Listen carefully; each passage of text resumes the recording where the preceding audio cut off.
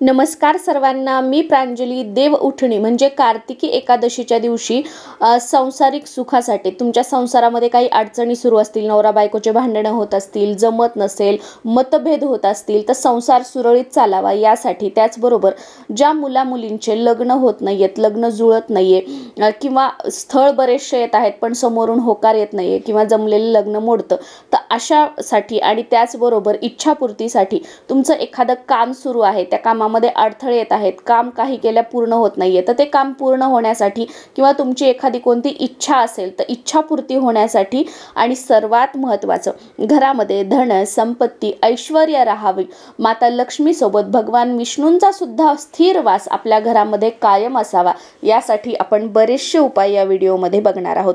हिंदू पंचांगानुसार कार्तिक महिन्याच्या शुक्ल पक्षातील एकादशीला देव उठणी एकादशी आपण साजरी करत असतो. या दिवशी भगवान विष्णूंची पूजा केली जाते. या दिवशी भगवान विष्णू 4 महिन्यांच्या योग निद्रेतून जागे होतात. या शुभ मुहूर्तावर भगवान विष्णूंची पूजा केल्याने आपल्या ज्या सर्व मनोकामना आहेत त्या पूर्ण होतात. यंदा 2024 मध्ये देव उठणी एकादशी 12 नोव्हेंबरला आलेली आहे. या दिवशी आपण जेही काही उपाय करू त्याचे शुभ परिणाम जे आहेत ते आपल्याला खूप लवकर शीघ्र बघायला मिळतात. आता सर्वात महत्त्वाचं, समजा तुम्हाला लग्न जमत नाहीये, मुलामुलींसाठी जर हा उपाय करायचा असेल, तुम्ही मुलगा मुलगी लग्नाचे जे आहात तुम्ही स्वतः सुद्धा करू शकता किंवा आईवडील जे आहेत आपल्या मुलामुलींचं नाव घेऊन इच्छा बोलून त्यांच्यासाठी सुद्धा हा उपाय करू शकता. देव उठणी एकादशीच्या दिवशी म्हणजे 12 तारखेला सकाळी स्नान वगैरे झाल्यानंतर जेव्हा आपण देवपूजा करतो, तर देवपूजा झाल्यानंतर आपल्या देवघरामध्ये जी बाळकृष्णांची मूर्ती आहे किंवा तुमच्याकडे जर भगवान विष्णूंचा फोटो असेल किंवा मूर्ती असेल, त्यांना स्नान घालायचं आहे. सुरुवातीला स्वच्छ पाण्याने, त्यानंतर पंचामृताने आणि परत स्वच्छ पाण्याने, त्यानंतर भगवान विष्णूंना तुमची मनोकामना बोलून की तुमच्या मुलामुलींचा विवाह व्हावा किंवा तुम्ही स्वतः मुलगा मुलगी आहात तुमचा विवाह व्हावा अशी मनोकामना बोलून भगवान विष्णूंना तुळशीपत्र अर्पण करायचं आहे. आणि तीच मनोकामना बोलून भगवान विष्णूंना हळद कुंकू अर्पण करा व त्यासोबतच एक पिवळं फूल जर तुम्हाला मिळालं तर ते सुद्धा इच्छा बोलून भगवान विष्णूंना अर्पण करा. तुमच्या लग्नाचे योग जे आहेत ते लवकरात लवकर जुळून येतील, लग्न जमण्यासाठी जे काही अडथळे आहेत ते दूर होतील व तुमचा विवाह होऊन जाईल.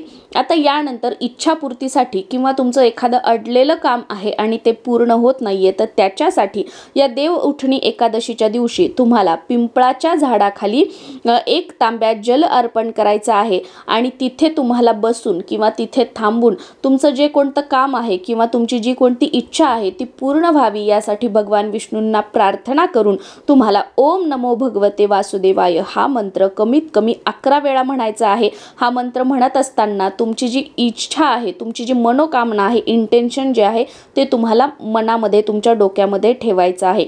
यामुळे तुमच्या त्या कामातील किंवा ती इच्छा पूर्ण होण्यासाठी जे काही अडथळे आहेत ते दूर होतील व तुमची जी इच्छा आहे ती लवकरात लवकर पूर्ण होईल. त्याचबरोबर तुमच्या वैवाहिक जीवनामध्ये जर काही समस्या असतील, नवरा बायकोमध्ये वगैरे भांडणं होत असतील, तर या देव उठणी एकादशीच्या दिवशी तुम्हाला आपण तुळशीला अर्पण करण्यासाठी जे तांब्यामध्ये पाणी घेतो, जल घेतो, तर त्या पाण्यामध्ये थोडासा उसाचा रस, अगदी 1 थेंब 2 थेंब उसाचा रस व त्याचबरोबर कच्चं दूध तुम्हाला त्या पाण्यामध्ये मिक्स करायचं आहे.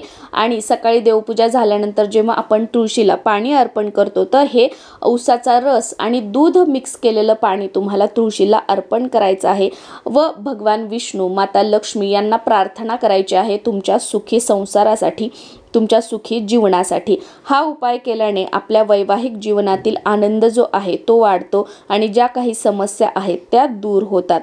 त्याचबरोबर या दिवशी तुळशीसमोर 5 तुपाचे दिवे म्हणजे 5 निरांजन किंवा एका निरांजनामध्ये तुम्ही 5 फुलवाती आणि त्याच्यामध्ये तूप टाकून हे निरांजन लावू शकता किंवा वेगवेगळे मातीच्या 5 पणत्या आणि त्याच्यामध्ये तुपाची फुलवात प्रज्वलित करून आपल्याला तुळशीला अर्पण करायचे आहे आणि ओम नमो भगवते वासुदेवाय या मंत्राचं स्मरण करायचं आहे. हा मंत्र म्हणायचा आहे. यामुळे आपल्या जीवनातील ज्या अनेक समस्या आहेत त्या दूर होतात आणि आपले सौभाग्य वाढते असे म्हटले जाते. त्याचबरोबर या देव उठणी एकादशीच्या दिवशी भगवान विष्णूंना जे अखंड नारळ असतं, न फोडता म्हणजे न सोललेलं, किंवा ते नारळ आपल्याला फोडायचं नाहीये, तुमची मनोकामना बोलून एक नारळ तुम्हाला विष्णूंच्या मंदिरामध्ये किंवा रामाच्या मंदिरामध्ये अर्पण करायचं आहे. हे शक्य नसेल तर तुमच्या देवघरासमोर तुम्ही या देव उठणी एकादशीच्या दिवशी हे नारळ मनोकामना बोलून अर्पण करा. आणि दुसऱ्या दिवशी तुमच्या घराच्या आजूबाजूला जर राम मंदिर असेल किंवा विष्णू मंदिर असेल किंवा कोणतंही मंदिर असेल तर त्या मंदिरामध्ये तुम्ही हे अर्पण करू शकता. आता आपल्या घरामध्ये धन धान्य ऐश्वर्य राहावं यासाठी या देव उठणी कार्तिक एकादशीच्या दिवशी सकाळी देवपूजा झाल्यानंतर किंवा संध्याकाळी दिवे लागणीला तिन्ही सांजेची जी वेळ असते त्या वेळेला व्यंकटेश स्तोत्र 21 वेळा तुम्ही म्हणा. या दिवशी 21 वेळा म्हणा व या दिवसापासून दररोज कमीत कमी 1 वेळा किंवा दररोज 21 वेळा तुम्ही व्यंकटेश स्तोत्र पठण करायला आपल्या घरामध्ये सुरुवात करा. स्वतःला ऐकू येईल अशा आवाजामध्ये दररोज व्यंकटेश स्तोत्र म्हणायचं. सकाळी देवपूजा झाली की एक तुपाचं निरांजन देवघरासमोर लावायचं आणि व्यंकटेश स्तोत्र म्हणायचं, किंवा संध्याकाळी दिवे लागणीला जो आपण तेलाचा दिवा लावतो त्याचबरोबर एक तुपाचं निरांजन लावायचं आणि व्यंकटेश स्तोत्राचं पठण करायचं. कारण आपण बघा, लक्ष्मी प्राप्तीसाठी धन प्राप्तीसाठी माता लक्ष्मीची उपासना करतो. श्री सुक्तम असेल, महालक्ष्मी अष्टकम असेल किंवा अजून ज्या लक्ष्मी प्राप्तीच्या सेवा असतील उपाय असतील ते आपण करतो. पण माता लक्ष्मी चंचल आहे, ती आज आहे तर उद्या नाही. माता लक्ष्मी कुठे स्थिर राहते किंवा कुठे ती आपोआप येते तर जिथे भगवान विष्णूंची सेवा केली जाते किंवा जिथे भगवान विष्णूंचा दररोज पूजापाठ केला जातो तिथे माता लक्ष्मी आपोआप येते आणि स्थिर सुद्धा राहते. म्हणून या एकादशीच्या दिवशी देव उठणी एकादशीच्या दिवशी व्यंकटेश स्तोत्राचं आवर्जून पठण करा आणि त्यानंतर दररोज आपल्या नित्यसेवेमध्ये व्यंकटेश स्तोत्र तुम्ही म्हणा. तुम्हाला खूप चांगले लाभ होतील. ज्या घरामध्ये व्यंकटेश स्तोत्र दररोज म्हटलं जातं तिथे कशाचीही कमी राहत नाही. ज्या आपल्या सर्व इच्छा आहेत त्या हळूहळू पूर्ण होऊ लागतात. कामामध्ये जे काही अडथळे आहेत ते दूर होतात.